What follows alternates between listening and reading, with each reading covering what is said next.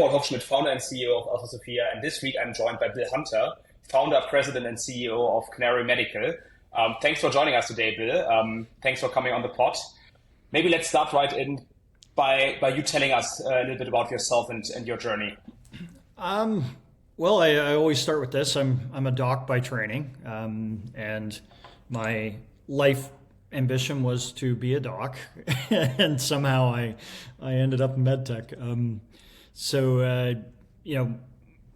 Early on in my career, there was research I was doing that ended up being commercial. It ended up being drug-coated stents, and the product was highly successful. And so the company, which was really just meant to be a funding vehicle for a research project, suddenly was very large and very global. And next thing I knew, I wasn't a doctor anymore. I was working in MedTech. So I've spent my life basically bringing technologies from outside of MedTech into MedTech. So I put drugs on devices to start at my first company called Angiotech, and now I put sensors on devices at this company called Canary. So.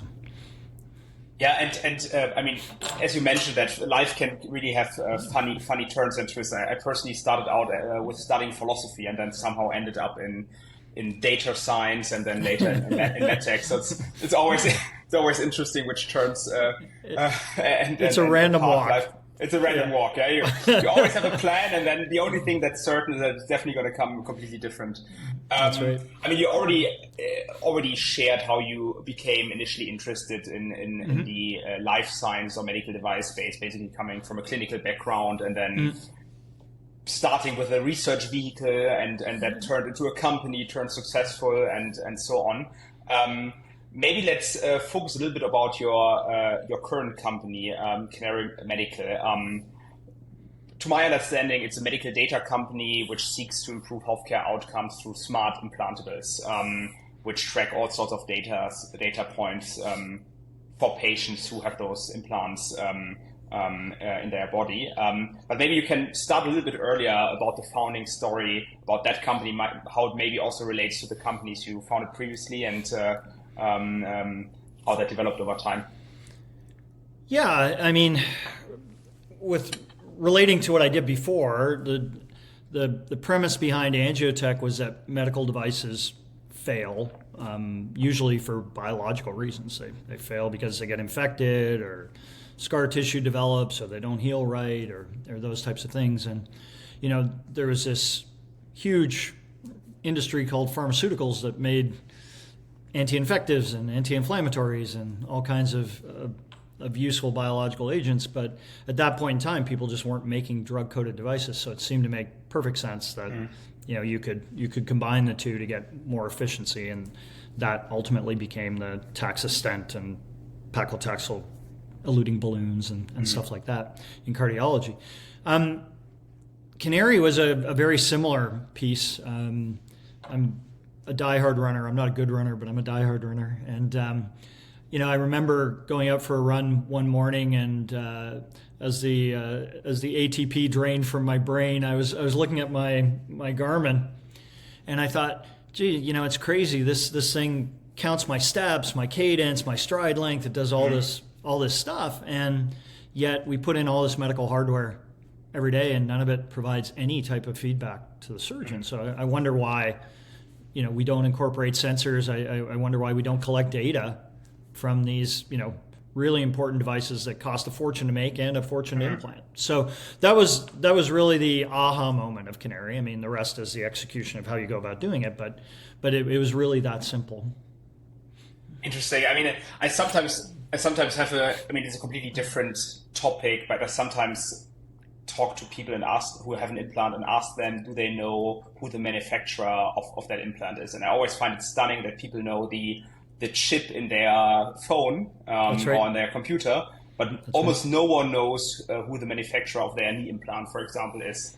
And it always seems to me a little bit that compared to the impact those devices have on a human body and the relevancy for the continued life of those patients, the knowledge people not only have about the data which is being produced in there, what you're tackling, but about that whole device in general is just really, really low compared to other parts of our life. Yeah, it's funny, not to get too, back to your philosophy background, but if you think about it, surgery, medical devices are a localized intervention, right? If you put in a coronary stent, you're treating that much of an artery, right? I mean, if you put a knee in, you're treating the knee. You're not treating the rest of the body like you do with a drug. And so going back and doing x-rays or MRIs or blood tests is of limited value because you care about this much space, but you're looking at the entire body. So wouldn't it make sense to have this thing provide the feedback, because that's really the only thing you care about after you do the surgery? And so it just seemed strange to me that we didn't have any localized way to harvest information. And if a patient came back and you thought their device had failed, you had to go through this incredible systemic workup to try and triangulate whether or not it was the device that was the problem or whether it was something completely different. And it's quite logical that would be a valuable piece of information. I did enough emergency shifts in my life to know that there was some information it would have been nice to have when you're looking at a post-operative patient. Yeah. And how did you then design your product platform with Canary? I can imagine tackling a problem like this. I mean, you have different options. You could go and say, okay, I'm now building my own device and I make it put diagnostics in there, sensors and so on, but then you're only limited to one application. But you, I think, took the path of building a platform which can be used with multiple classes of devices, right? Yeah, I mean, the jury's still out on whether or not that'll be a successful business model, but that's what we tried to do. I had the benefit. I'd been through a company before. It was my first company I was with for 20 years.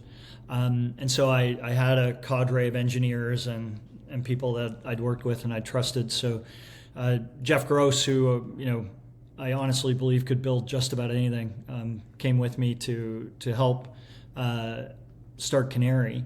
And he deserves a lot of credit, and as well as the team he assembled for the design. I mean, what he essentially did, this is the stem to one of our knees, but what he did was he basically built a pacemaker.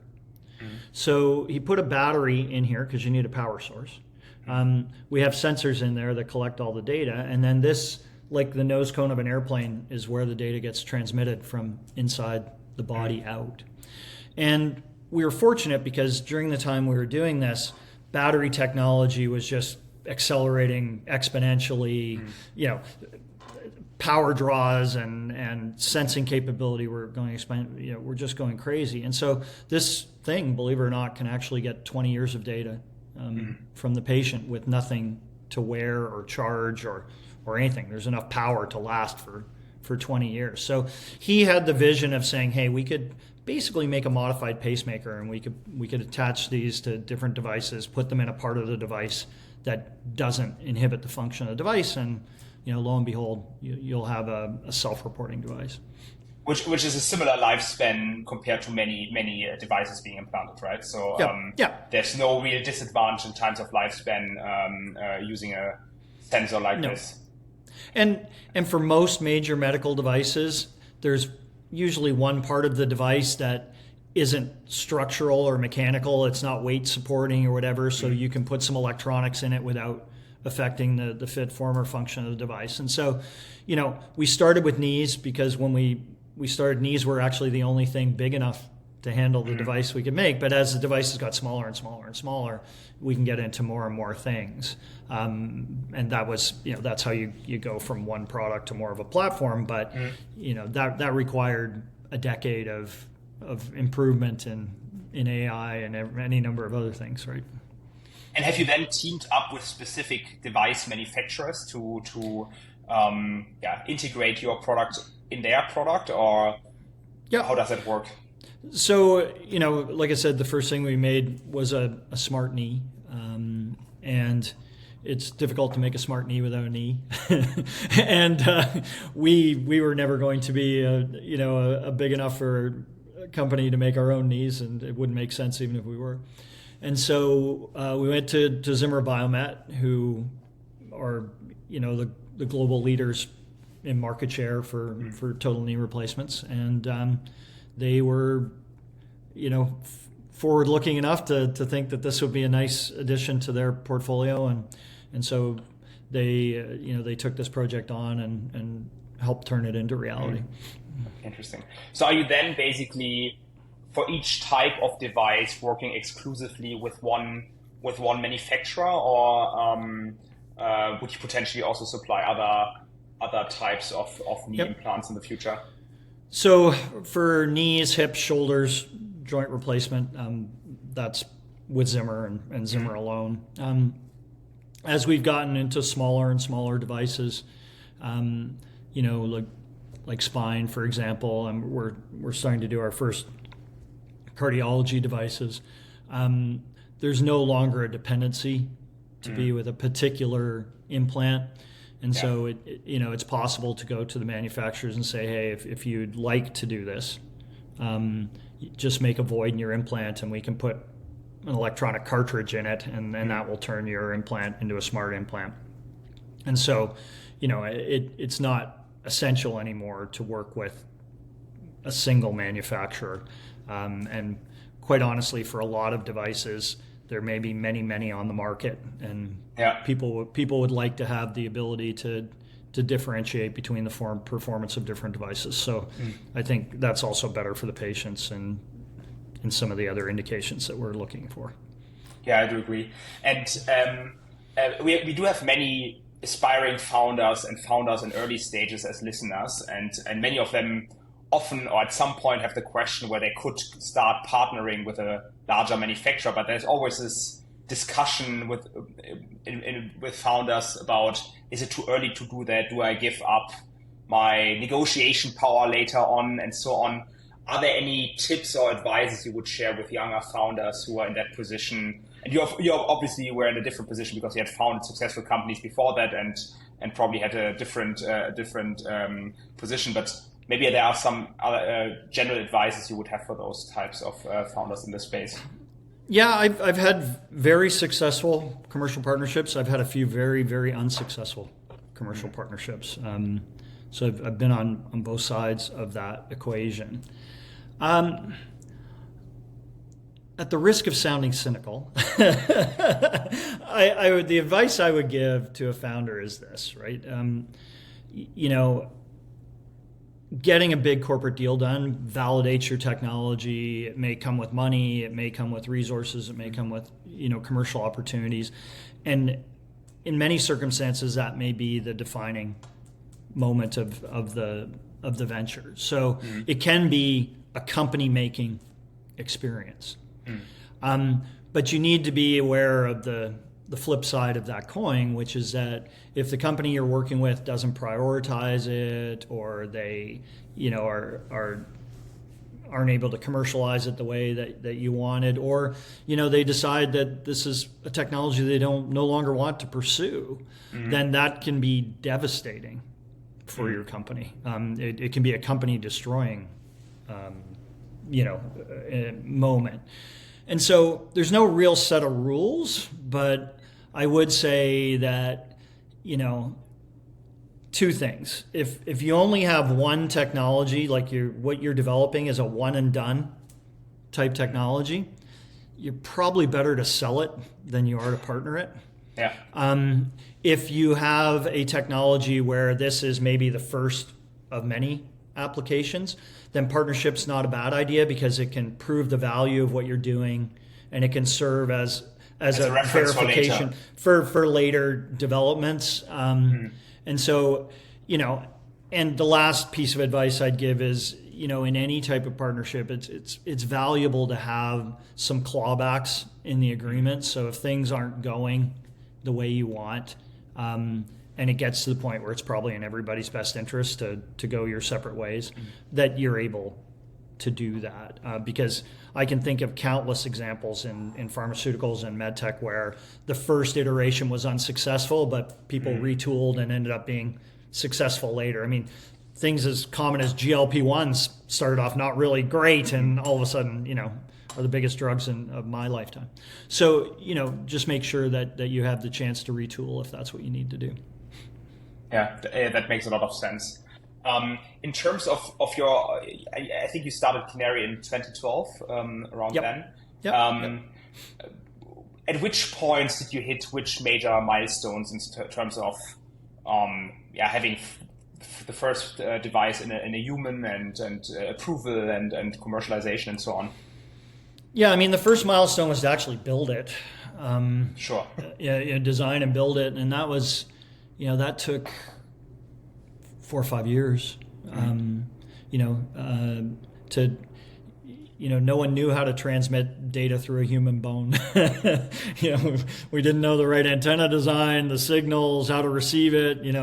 I mean, it looks simple, but it's not a device. The data has to come out of the device. It's picked up by a base station, which relays it to the cloud. You got to do all the data analytics. Then you need a user interface for the doctor and the patient. It's actually, multiple different things. And so, that took a good long time to create and operationalize.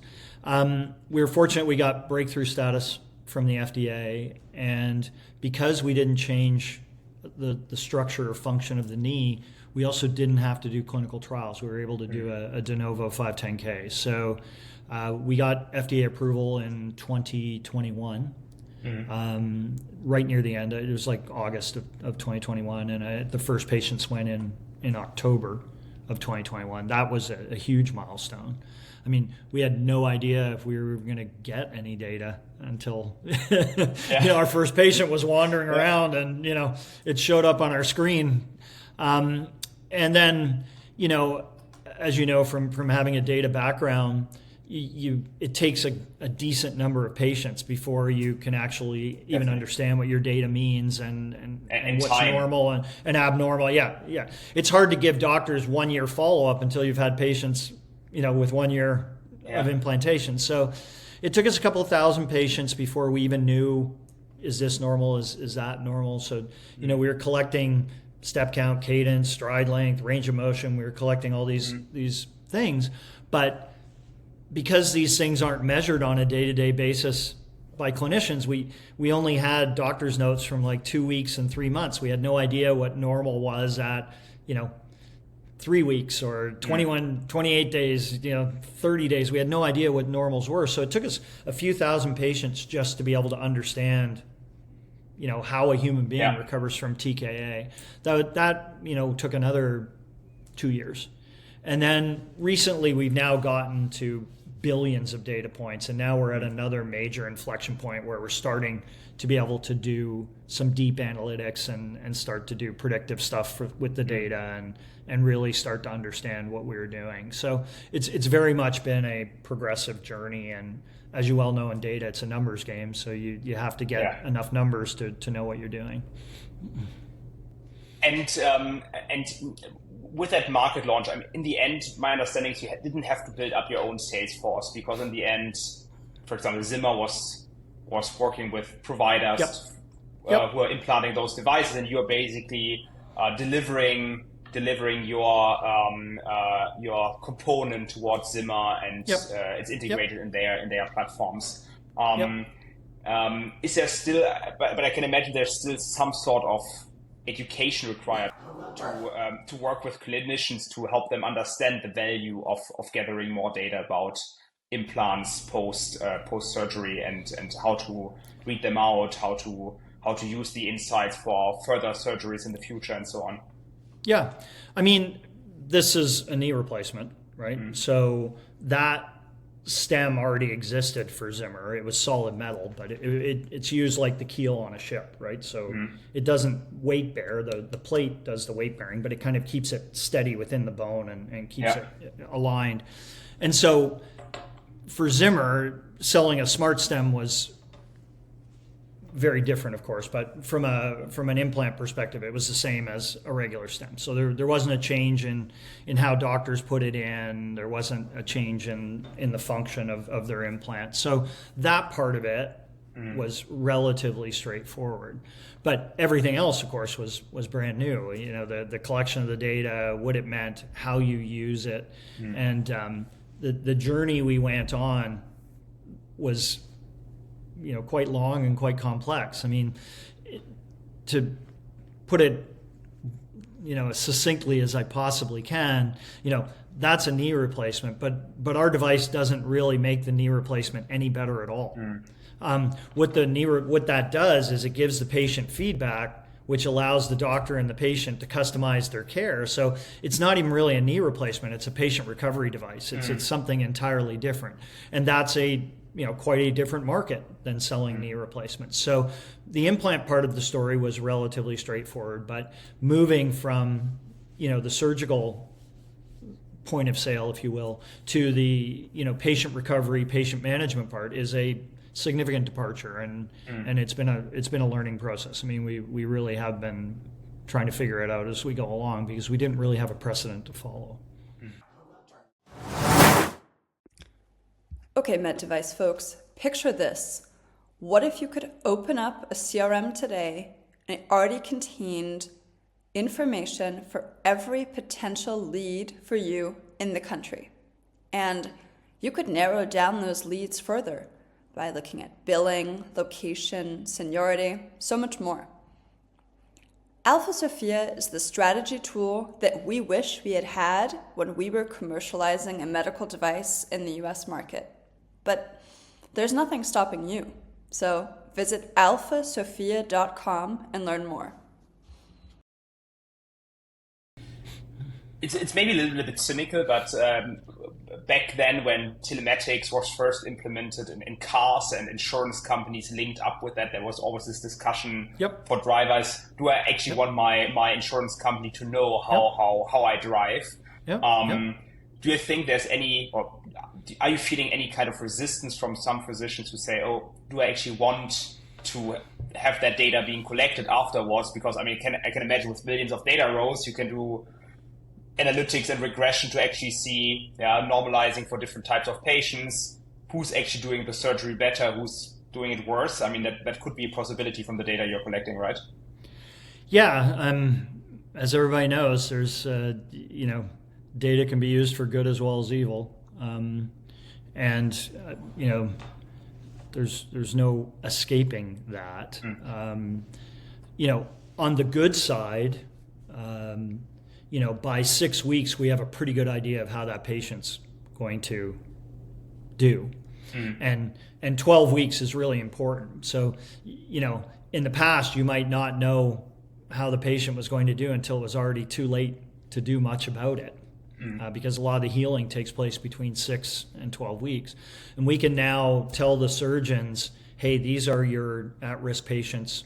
If you treat them, appropriately, if you give them extra physiotherapy, if you give them, extra exercise and the like, you can change the pathway of that patient and get them a better outcome. That's the good side.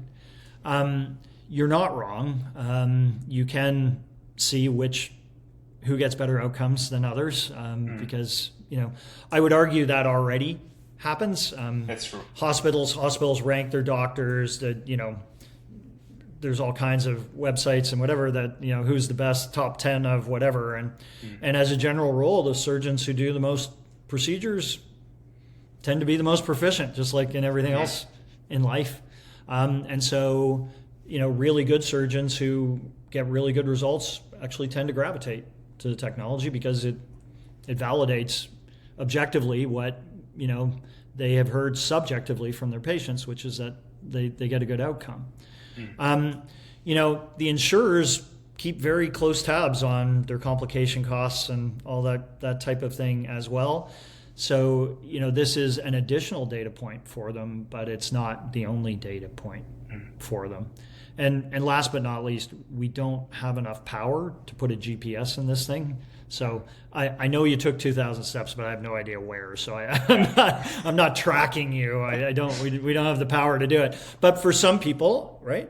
This is 1984. This is something they don't want to do, and I respect that. Spinning that idea a little bit further, I can imagine you're probably completely focused on that combination of data collection with a device, but there are also companies out there who focus on just implantable diagnostics detached from the device. And that brings the discussion a little bit back to your background in pharmaceuticals, where you said drugs have an effect on the whole body, a device has only an effect on a part of the body. Could that also be a direction for development for Canary in the future, where you think about having something implantable in the body which just tracks, I don't know, you're taking other pharmaceuticals and how they affect your body over time?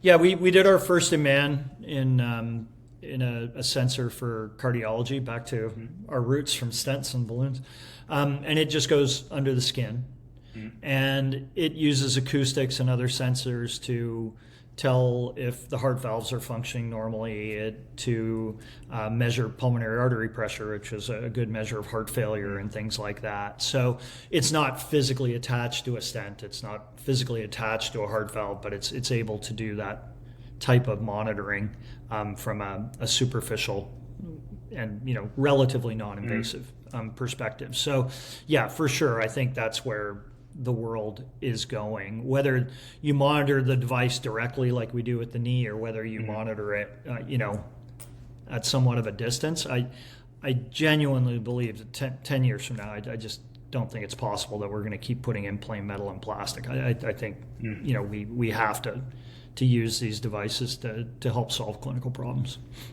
Yeah. Maybe talking about trends in that particular field, are there any other trends you're currently seeing in the healthcare or medical device space over the course of the next 3, 5, 10 years, which are where you think, okay, that's going to happen and that's going to shake up how we do things currently? Yeah, I mean, I think there's two massive waves happening simultaneously right now in MedTech, and they're the same waves that are happening everywhere else in society, right? So, I refer to them as the brain and the body. On the body side, robotics is becoming huge, and our ability to do complex surgical procedures with incredible precision just keeps getting better and better and better and better. And I realize that we haven't proven out every indication, and that robotics is always better. But it's got to happen. There's going to be more and more precision in surgery. I think there's going to be the surgeon's never going to be obsolete, but this is going to be something to augment skills and potentially to do things that are just manually difficult to do for a surgeon. So that which started a while ago is still way, and there's a lot more to come on the robotic side. And then on the brain side, of course, we've got all these large language models, and one of my favorite sayings is that we don't have enough doctors, but we definitely have enough patients. And so if we can get the patient to interact with the large language model and take part in their own care and be part of the process, then we have a solution to this labor shortage and this personalized care. We don't have enough doctors to do personalized care, but every patient wants personalized care. So this is probably the best way to do personalized care. So those two things, the addition of algorithms, the addition of large language models into medicine, these two things are heading on a collision course. They're real. They're not fads. They're going to be a big part of medicine in the next 20 years for sure. Okay, and do you think, especially in the robotics space, it's probably really, really tough to launch a new startup company at the moment. Do you think there's still room for small startups to tackle building a whole new robotics system, or do they now rather innovate like in other domains on the application layer, for example, or I don't know, build devices which work in combination with existing platforms? That we have seen in consumer electronics, for example. Yeah, I think you answered the question perfectly. I think there are markets that are relatively saturated. Most every orthopedics company has a robotic system. I think unless you had a major step change in functionality, that's going to be more difficult. But there are all kinds of new indications, like there are all kinds of important surgical procedures that have not, had a robotics answer. So for a small focused company in an unmet medical need, I don't think we're anywhere near, fully saturated on all of that. So, there's a lot's going to happen. Intuitive Surgical, for the first 14 years as a public company, struggled like crazy. And then they finally turned that corner, and they They built a data moat that was really impressive, and Da Vinci just kept getting better and better and better. And so there will be dominant players like there are in other fields as well. But I think you'll still see a lot going on in that in the next decade or so. Yeah, agree. And on the other side, you are mentioning on that efficiency, augmentation of work of clinicians through software, through large language models. The entry barriers to build a new company or make some sort of steps change in a little domain is probably still a little bit lower at the moment, I would say. Where a team of a couple of people, smart people who have experience, who have insights, unique problem insights, which others don't have, can probably still build something which is really relevant in a shorter amount of time and with less capital required, as we've seen, in software in general. Yeah, 100% true. So the barrier to entry can be actually relatively low. If you have a unique data set or you have a unique data insight, doing that can be relatively inexpensive and relatively fast. The tipping point for those technologies is getting reimbursement, is then taking that next step, showing that you create value, not just clinically but economically, so that you get reimbursement for doing that work. So getting into the field is not a super high hurdle, but getting paid and turning it into a business and having that algorithm or insight or whatever it is you're doing, get reimbursed by the major payers, that's more of a challenge. What would you say, and when you would be asked by a startup commercial leader, I don't know, 20 people, 50 people, just about to hit FDA approval and start commercialization directly towards healthcare providers.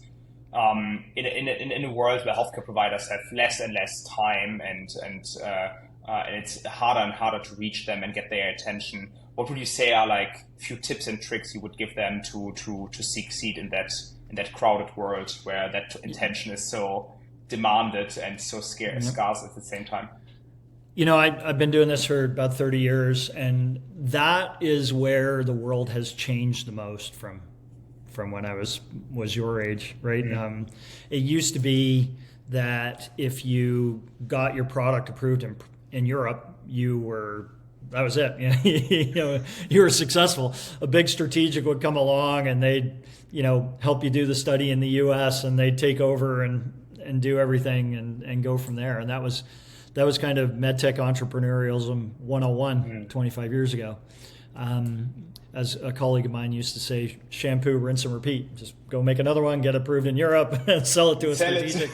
Yeah. That was kind of how you did it. And now it's way, way harder in answer to your question. So, first and foremost, the barriers have changed, right? So approval's not enough anymore, right? And European approval's not enough anymore. You're going to need U.S. approval. And by the way, probably even success on the launch is not enough. You're going to have to show sales growth. You're going to have to, actually have revenues, because most of the strategics are buying revenues now more than they're buying technology. They're not really trying to buy, new entry. They're trying to, they're trying to buy something that's already going to be accretive to what they're doing, or something that they can use to leverage their sales force. So that's problematic. So what that means for today's entrepreneur is two things. That means you probably have to go get reimbursement, right? And you probably have to, have some commercial success. The reimbursement story is never easy, but you're going to have to go, and you can never start building economic models too early, right? Mm-hmm. It's not just about how well your product does. You have to, right from the beginning, you have to show that this is going to reduce cost. It's going to be beneficial to the system. You're able to take something, do it better, and do it cheaper. Used to be you just had to do it better. They'd pay you for doing it better. But now you got to be better and you've got to be cheaper. So that's number one. And number two, you've already referred to, which is, it's got to reduce workflow. So if you've got a great technology, but it adds an hour to the procedure, you're dead. And if you've got a great procedure, but you now have to add additional follow-up, or you need one more step in care, or it's, you've got a couple of other things that need to be done and it requires more personnel, you're dead. So the technology also has to be, if anything, makes the procedure more efficient, faster, better. And secondly, it's probably got to reduce workload, right? You've probably got to take something that was a manual task and turn it into a remote task or a digital task, because it's very hard to get hospitals to put more personnel onto a program. So dramatic change in the last 15 years. Reimbursement, workflow. Yeah, thanks for sharing that. I think that's really on the point of where when we see medical device startups fail, it's usually on that commercial side, where a really scientific founding team was. And I'm not saying it's an easy switch. Yeah, I mean, you also shared that you were building a product for 4 to 5 years, and startups who do that for the first time, they really get product focused and research focused, and then suddenly they have to change the culture and the mindset of that company into a commercially focused company. And that's, if you do that too late, it's probably impossible to steer in the other direction at that point. Yeah, and quite honestly, I've seen a change in venture capitalists over the same period of time. I mean, it used to be that you'd go with early clinical data or phase 1 data or whatever, and that was what was required for an investment. Now you need to have legitimate commercial projections. You need to have a pathway to reimbursement. The expectation from your investors is also quite a bit different, because the exits are quite a bit different. Yeah. And so it affects pretty much everything you're going to do. What's your view on the exit landscape? You think M&A is going to pick up a little bit in the coming years, or going to stay on a similar level? Yeah, I always tease people that it's clear that Warren Buffett doesn't run a medical device company, because it's been my experience that when the medical device funding market dries up, which is exactly when strategics should be buying, they don't. they seem to be contracting at the same time. So we've just had 3+ years of really difficult times to raise money in MedTech. And that should have been a time when there was all kinds of strategic acquisitions, because the asset costs had gone way down if strategic went. And of course that didn't happen. There was almost no M&A. And for reasons I've never been able to understand, most M&A happens when the market's really frothy and the prices are really high. And so, to put that all into one coherent answer, I think we're starting to come out of the funding market. And what you'll probably see, as counterintuitive as it is that the M&A will follow the funding. The more funding there is, the more M&A that will follow. And we've certainly seen what typically happens. The big companies get funded first, and the big companies get acquired first. So we've seen a couple of very successful IPOs for big, very well-established private medtechs, and we've seen some of the big private medtechs be acquired, like Shockwave or the like. So, it's always trickle down. The big companies get funded first, and then it keeps going, and then takes a while for the water to reach all the way to the bottom of the pyramid, and the startups kind of get funded last. But I think we're starting to see the water getting poured in at the top a little bit. Yeah, but that's a good outlook for many companies getting started now, or a couple of years back, who probably have a little bit of brighter times on the horizon. Bill, one last closing question. What's up next for you and Canary Medical over the course of the next couple of months, years? I've become kind of recently obsessed, I guess is a better way to describe it, of thinking about where we as a company might go and where we might end up. And it's always better to be lucky than it is to be good, I think. And I think our company is probably quite lucky. So, we started in 2012, right? Geoffrey Hinton used the NVIDIA GPU chips in 2012 to start the whole machine learning piece. And as I always say, Hinton's already picked up his Nobel Prize, right? So when you think about what's happened during that, so we of course had no way of knowing that the large language models and deep neural networks were going to have the impact they have. So I think we already talked about that. It's a very important advancement, right? And robotics too had taken off, and I think we as a company might be part of a new trend of companies that connect these two elements together. So a robot can't communicate with metal and plastic. It needs some sort of digital interface, and it needs digital feedback from the implant to make the procedure better. So I think smart implants ultimately will be an important part of the next wave of robotics, right? Very difficult to change your robotic surgery procedure just based on asking how the patient feels. You probably need very specific feedback from the implant to make tiny tweaks and improvements. The opposite, at the other end of the spectrum, it's pretty hard to hook a large language model up if you don't have a digital data stream coming from the implant to provide the large language model with the data to give the clinical feedback. And so we're really starting to think about ourselves as a bridging technology. So how do we help robotics become more efficient by providing them with data that makes them better at what they do? And how do we provide data to the large language models so that they can help the patients recover, in a more personalized way, and they can get their questions answered at 2:00 in the morning, via ChatGPT, not by going to the emergency department. So that's where we're heading. That's what we think we may have found our own little niche, and time will tell if that ends up being the right hypothesis. That's a really exciting outlook, and I'm really looking forward to continue to watch your journey and your journey with Canary. Bill, thank you so much for joining us on the pod today. It was really interesting, and looking forward to maybe welcoming you back in a year or two and see how those trends we've discussed today have evolved.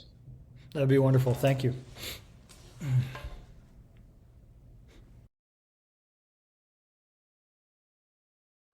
Simple question.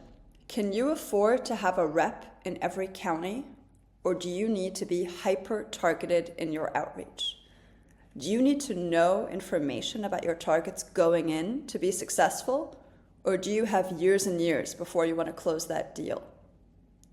If you want to be focused, if you want to deliver fast, you should visit alphasophia.com and help your sales team out.